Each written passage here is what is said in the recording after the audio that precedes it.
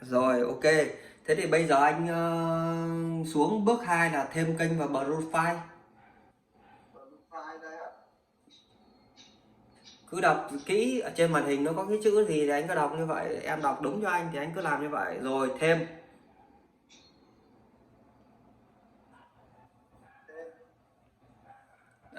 tạo profile mới. Rồi đánh bừa một cái tên đi.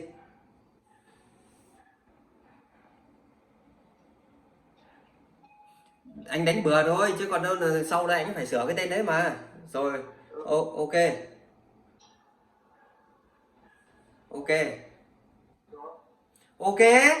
Ơ, khổ.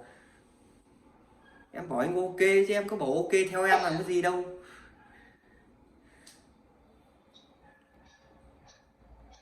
Đấy, bây giờ anh đăng nhập vào Gmail vào. Đấy, đăng nhập cái kênh mới, kênh cũ thì tùy.